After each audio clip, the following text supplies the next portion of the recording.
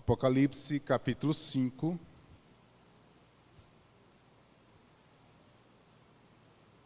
Quero ler a partir do versículo 9. Se você achou, diga amém. Eu vou ler, você me acompanha na leitura, que diz assim: E entoavam um novo cântico, dizendo: Digno és de tomar o livro e de abrir-lhe os selos, porque foste morto, e com teu sangue compraste para Deus os que procedem de toda tribo, língua, povo e nação. E para nosso Deus os constituístes reino e sacerdotes, e reinarão sobre a terra. Vi e ouvi uma voz de muitos anjos ao redor do trono, todos os seres viventes e os anciãos, cujo número era de milhares, milhões de milhões, proclamando em grande voz: Digno é o Cordeiro que foi morto de receber o poder, a riqueza e a sabedoria, a força, a honra e a glória e louvor. E então ouvi que toda criatura que há no céu e sobre a terra, debaixo da terra e sobre o mar, e tudo que neles há, estavam dizendo: Aquele que estava sentado no trono e ao Cordeiro, seja louvor e a honra e a glória e o domínio pelos séculos dos séculos. E os 4 seres viventes respondiam: Amém. Todos os anciãos prostraram-se e o adoraram. Vamos orar? Deus, em nome de Jesus, clamamos a Ti, ó Pai, para que o Senhor possa nos fazer compreender as Tuas Escrituras. Queremos, ó Deus, nessa noite oferecer a Ti toda a honra, toda a glória, todo o louvor, todo o domínio, pelos séculos dos séculos, pois a Ti, ó Deus, é digno o poder, a riqueza, a sabedoria, toda a glória e todo o louvor. Somente a Ti, ó Senhor Jesus, a Ti nós nos prostramos e Te adoramos para a glória de Deus. Queremos, nesta noite, Senhor, Te adorar, Te bendizer, Te glorificar. Fica conosco, Senhor, em nome de Jesus, para a glória de Deus. Amém? Amém? Amém. Pergunta ao seu irmão assim: você é adorador?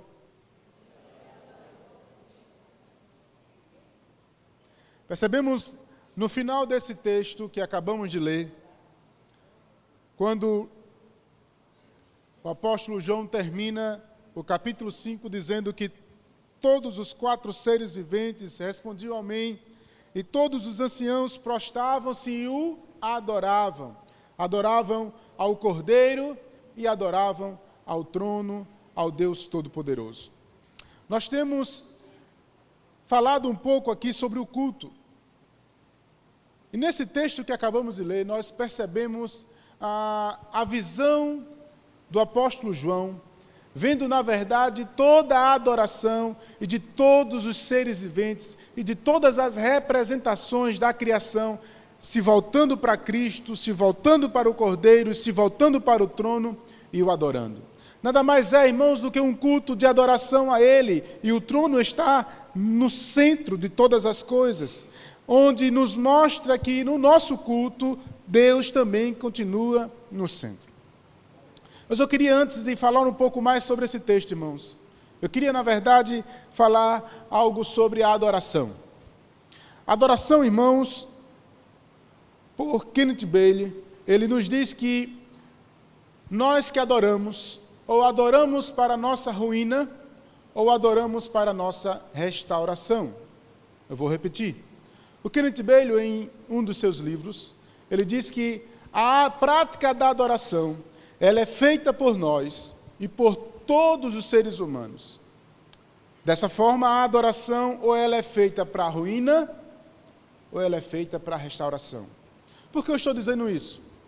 Essa base dessa frase, ela está exatamente relacionada à prática da adoração a Deus e à prática da adoração a outras coisas. E adorar a Deus e adorar a outras coisas, esse nome de adorar a outras coisas é dado de idolatria. E quando nós olhamos, irmãos, toda a Bíblia, nós vamos perceber, irmãos, que a idolatria é exatamente um dos pecados que Deus, Ele combate desde o início ao fim. Eu vou perceber isso, irmãos, quando está descrito no Decálogo. Eu vou perceber isso quando, por exemplo, na entrega da lei, no Monte Sinai, está lá Moisés, 40 dias ali, em adoração ao Senhor, recebendo das mãos do próprio Deus as tábuas da lei, mas o povo embaixo começa agora a juntar ouros e produzir para si um bezerro. E Deus manda Moisés, desce, porque o meu povo se desviou. Nós vamos perceber, irmãos, um ciclo de vício ao longo de todo o Antigo Testamento, onde o povo está lutando contra a idolatria. Nós vamos perceber, por exemplo, no livro de Malaquias, quando nós começamos a ministrar nessa série, o culto segundo Deus, nós vamos perceber que, por exemplo, quando Deus reprime o relacionamento dos seus filhos com outras mulheres de outros povos, Ele está dizendo exatamente que esse relacionamento vai levar o seu povo à idolatria.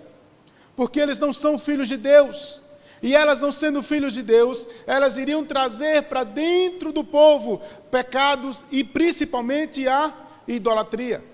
Tudo, irmãos, que se torna lugar de Deus em nossas vidas, ela tem característica de idolatria.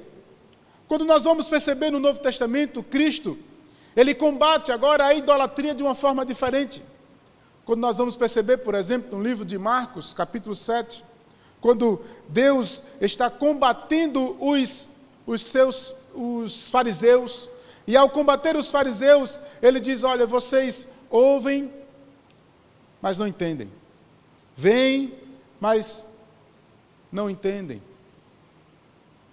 Ele está usando um retrato do Antigo Testamento, quando Isaías tem a visão no capítulo 6 do Deus Todo-Poderoso, do trono, no alto sublime trono, e na fala de Deus, a quem enviarei, quem há de ir por nós, Ele decreta um juízo, você vai pregar, mas eles não vão te ouvir. Era um juízo de Deus contra uma comunidade idólatra. Você vai perceber, por exemplo, no livro de Romanos, quando Deus revela a sua ira de todo o céu por aqueles que trocam a verdade de Deus pela injustiça, ou seja, deixa de adorar ao Criador para adorar a criatura. Nós vamos perceber, irmãos, que os fariseus estavam exatamente adorando as tradições humanas, as suas práticas, e Cristo combate isso várias vezes nas suas falas. Mas a pergunta é, irmãos, nós estamos adorando a Deus ou nós estamos cometendo o pecado da idolatria? Talvez você olhe para esse templo e não vê imagens, você não vê estátuas, você não percebe instrumentos de idolatria, porque isso está em outra religião. Mas uma coisa é certa, irmãos, o povo de Deus foi combatido tanto por Cristo quanto pelos apóstolos, porque eles cometiam o pecado da idolatria.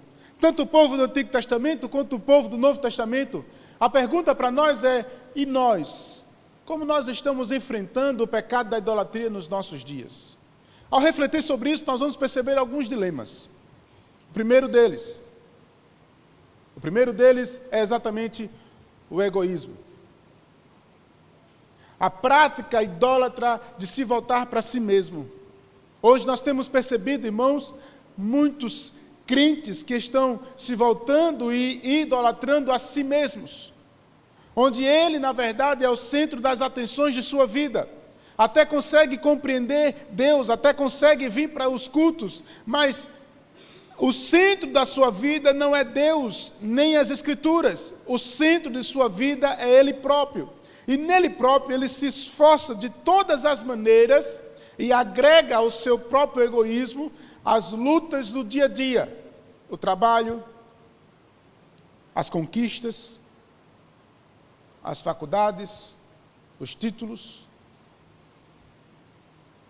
Tudo isso, irmãos, agora se torna aspectos idólatras da nossa vida e que sem essas coisas nós nos sentiríamos o nada. Vamos perceber hoje, irmãos, uma comunidade imensa com as mídias sociais, com a síndrome do narcisismo, onde todos os momentos estão postando suas fotos, olhando para si próprios, querendo mostrar a si próprios, querendo revelar as suas próprias vontades, querendo se mostrar como o centro de todas as coisas.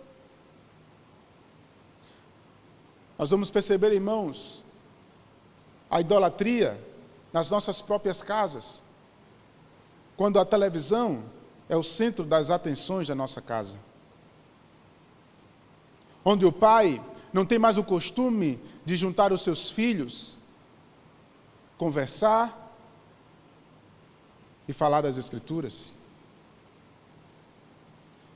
Onde a televisão tem ensinado o seu filho, onde o videogame tem ensinado o seu filho, onde tantos outros instrumentos e as novelas têm ensinado a muitos crentes, e temos deixado de ser irmãos relacionais.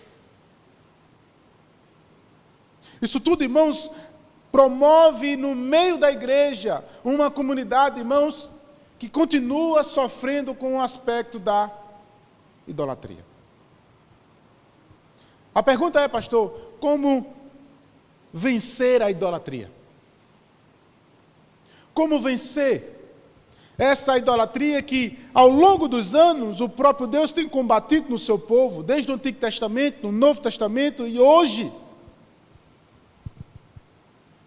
O que nós temos percebido, irmãos, é que por muitas vezes os cultos hoje têm deixado de ser para Deus para se tornar egocêntricos ou antropocêntricos, voltados para as pessoas e principalmente para um líder.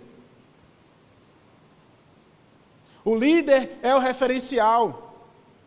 O líder é o meio de você a Deus. É exatamente isso que Cristo e que Deus combate no livro de Malaquias também. Nós vamos perceber, irmãos, hoje uma satisfação da comunidade adoradora em fazer e promover eventos para trazer as pessoas de lá fora. E aí, a grande preocupação não é o Cristo exaltado, mas é satisfazer essas pessoas que vêm para o culto. E aí Cristo não é pregado. O pecado não é combatido. As pessoas começam a se tornar frequentadores de cultos, e não crentes lavados e remidos pelo sangue. Se tornando assim, irmãos, semelhante ao combate de Cristo aos fariseus, ao que o apóstolo Paulo chama também de adoradores de seus próprios umbigos. Mas e nós? Como combatermos essa idolatria que tem infligido a muitas igrejas e às muitas pessoas? Em primeiro lugar, quem é o centro da tua vida? A quem você presta contas?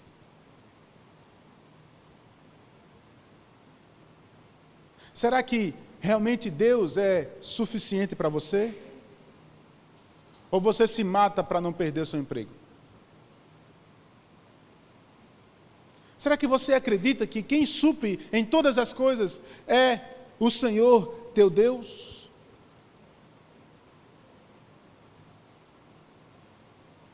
Quem é verdadeiramente o Deus da tua vida? São perguntas semelhantes a essas que vamos começar a refletir que realmente eu estou adorando a Deus ou ainda estou tendo práticas de idolatria? Daí eu olho para esse texto que nós acabamos de ler. O texto de João, capítulo 4 e capítulo 5, irmãos, reflete para nós toda a autoridade de Deus e do seu Filho, o Cordeiro que foi morto. Nós vamos perceber no capítulo 4, quando João é chamado para visualizar o centro de todas as coisas, ele enxerga o trono, o símbolo do reinado de Deus, o símbolo do governo de Deus, que está no centro. Ao redor desse centro existem sinais, reflexo por pedras vermelhas e brancas, refletindo a própria ira e a santidade de Deus. Ele é circundado pelo arco-íris, mostrando Deus da aliança. Ao redor desse trono tem 24 anciãos, que representam todos os eleitos de Deus. Perto desse trono também está circundado os 4 seres viventes que representam todas as criaturas. E aí é um cântico: Tu és digno, Senhor, de receber toda a glória, honra e poder, porque todas as coisas Tu criaste. Sim, por toda a Tua vontade vieram a existir e foram criadas. Tudo se volta para o centro, tudo se volta para o Senhor. E aí nós vamos perceber, irmãos, que Deus não perdeu o seu trono. A Ele, somente a Ele, toda a honra e toda a glória. A Ele, somente a Ele, todo o poder e todo o domínio. Quando vamos perceber um pouco mais adiante, no capítulo 5, nós vamos perceber que Ele está na mão com um rolo. E ninguém foi achado para desatar os 7 selos. E aí, um dos anciãos conclama: Ele venceu o Cordeiro que foi morto, mas ressuscitou. Ele venceu e Ele é digno de abrir os 7 selos. Ao abrir os 7 selos, Ele vai dar as visões, e isso está descrito nos próximos capítulos, que nós vamos estar estudando nas quintas-feiras. Mas o que nos chama a atenção, irmãos, é que o livro se torna, o Cordeiro se torna o centro junto com o trono. E Ele é exaltado, Ele é glorificado. E não apenas, irmãos, pelos anciãos, não apenas agora pelos 4 seres viventes, mas agora, irmãos, por uma milícia de anjos, milhares e milhares de anjos, e todos os seres viventes, e todas as tribos e todas as raças estão representadas, e nesse grande dia, todos estarão diante dele para proclamar e glorificar e cantar um cântico novo, e dizer: digno é o Cordeiro que foi morto de receber glória, honra, poder, riqueza, sabedoria, força, honra, todas as coisas se voltam para Ele. Ao olhar para esse quadro pintado, irmãos, ao olhar para essa visão do Cristo glorificado, do Cordeiro que foi morto, mas ressuscitou no meu e no seu lugar, ao olhar para isso, nós precisamos entender que nada nós somos. Somos adoradores.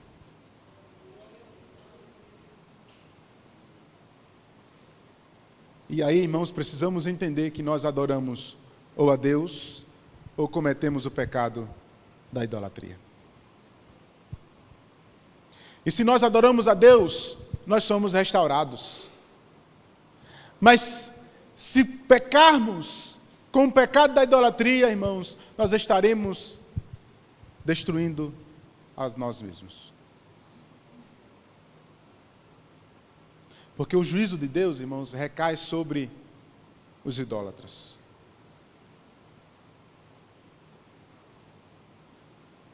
Ao olhar para isso, irmãos, podemos perguntar: por quê?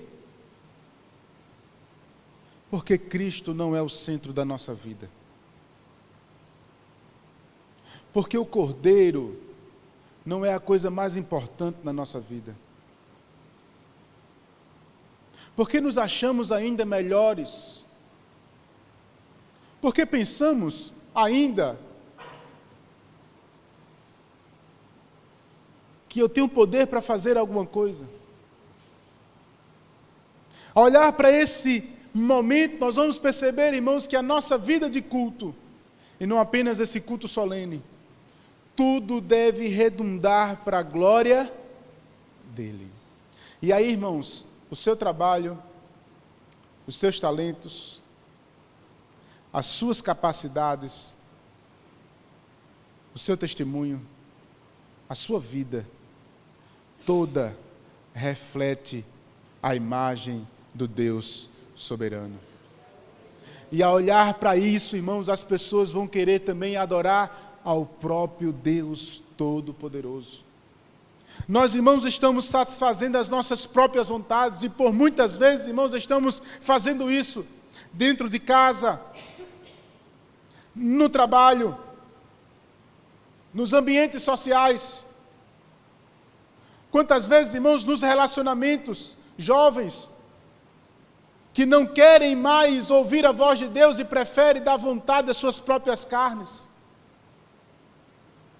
Universitários que, para se fazerem parte de um grupo, participam de coisas impuras.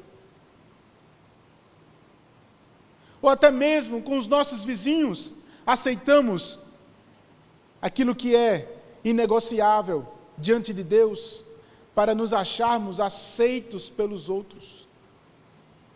Eu quero dizer para você, irmãos, que a pessoa que é mais importante na tua vida, ele já te aceitou.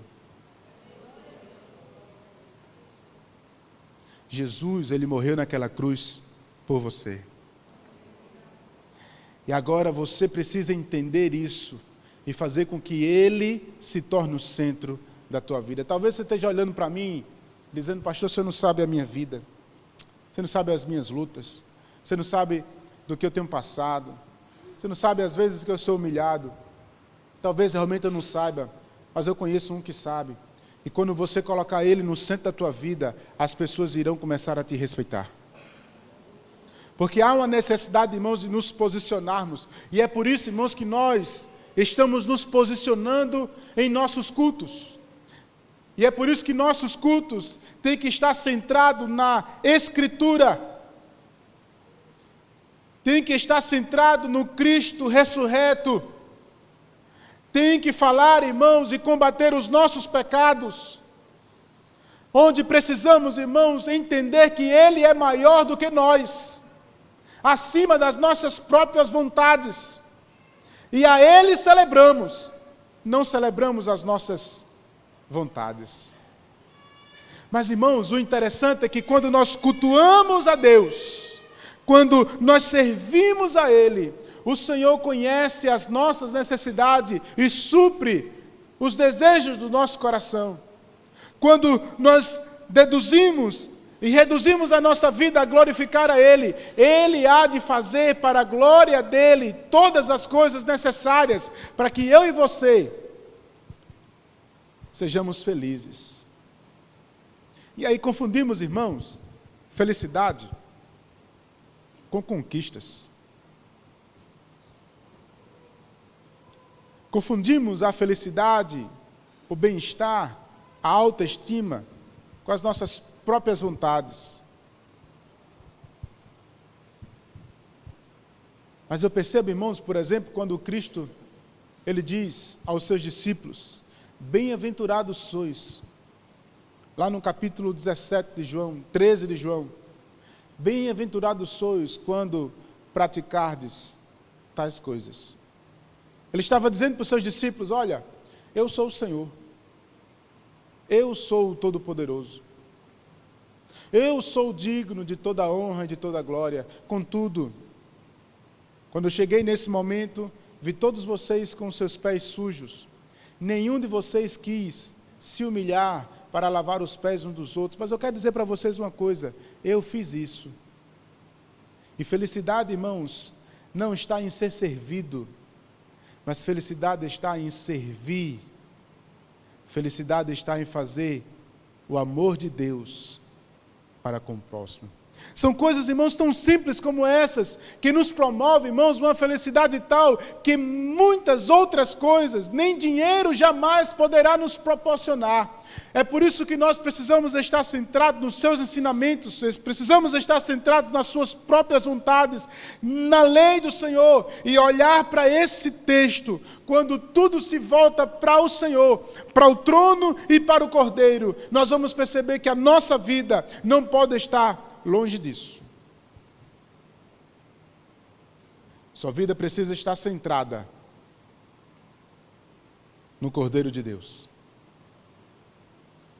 que morreu no seu lugar, que pagou o seu pecado. E na tua lida agora, na tua vida cotidiana, você vai agora viver lutando contra esse pecado. Você vai agora viver para a glória dele. E a essa medida, você vai estar glorificando ao Deus Todo-Poderoso.